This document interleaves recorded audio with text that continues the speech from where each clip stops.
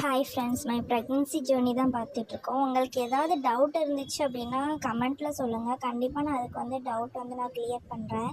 நான் pregnancy confirm பண்ணோன்னே அந்த இன்ஜெக்ஷன்லாம் போட்டாங்க சொன்னேன்ல, அந்த இன்ஜெக்ஷன்லாம் நான் போட்டு கம்ப்ளீட் பண்ணிட்டு அப்புறம் 3 மந்த்ஸ்க்கு அப்புறம் என்னை ஒரு 5 மந்த்ஸ்க்கு ட்ராவல் பண்ண வேணாம்னு சொல்லிட்டாங்க. ஏன்னா ரொம்ப நாள் கழித்து தான் நான் ப்ரெக்னென்ட் ஆனதுனால நீங்கள் ப்ரெக்னென்ட் இருக்கிறனால இப்போதைக்கு நீங்கள் ஊருக்கு போக வேணாம், ரொம்ப தூரம் ட்ராவல் பண்ண வேணாம், என்னை கொஞ்சம் ரெஸ்ட் எடுங்க அப்படி சொல்லிட்டாங்க. சரி, நான் கொஞ்ச நாள் 5 மாதம் வரைக்குமே நான் எங்கள் அம்மா வீட்டில் தான் இருந்தேன்.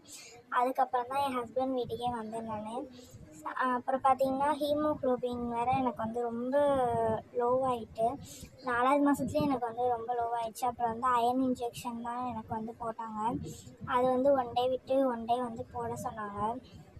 அது ஃபஸ்ட் டே போடும்போது தெரியாத்தனமாக நான் சாப்பிட்டேன். சாப்பிட்டுட்டு பார்த்திங்கன்னா வாமிட் வந்துருச்சு. எனக்கு வாமிட் வரவும் வாமிட் எடுத்துகிட்டு இப்படியே வெறும் வயித்தோடயே போயிட்டேன். நான் எதுவுமே சாப்பிடல. போனோன்னே அந்த இன்ஜெக்ஷன் போடும்போது பார்த்திங்கன்னா ஃபஸ்ட் டே அப்படியே ஹார்ட் பீட்லாம் அப்படியே ரொம்ப ஹையாக இருந்துச்சு.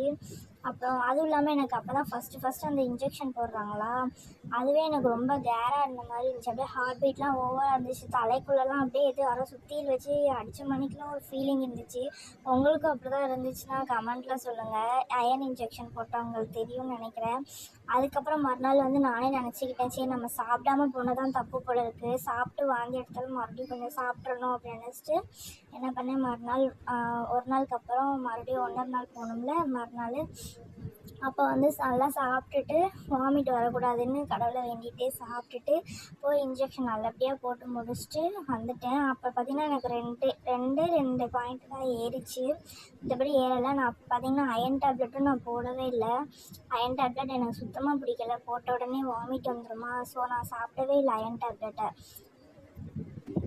அப்புறம் எங்கள் அம்மா என்னைய பார்த்திங்கன்னா ரொம்ப திட்டிகிட்டே இருந்தாங்க அயர்ன் டேப்லெட் போடாமல் இருக்கிறதுக்காக.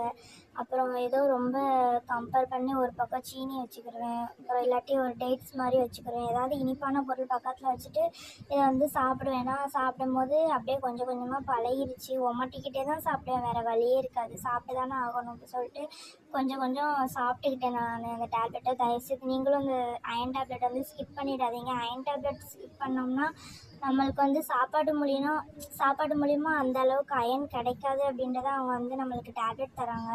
ஸோ நீங்கள் அயர்ன் டேப்லெட் கண்டிப்பாக எடுத்துக்கோங்க. நான் பண்ண தப்பை நீங்கள் பண்ணிடாதீங்க தயவுசெய்து.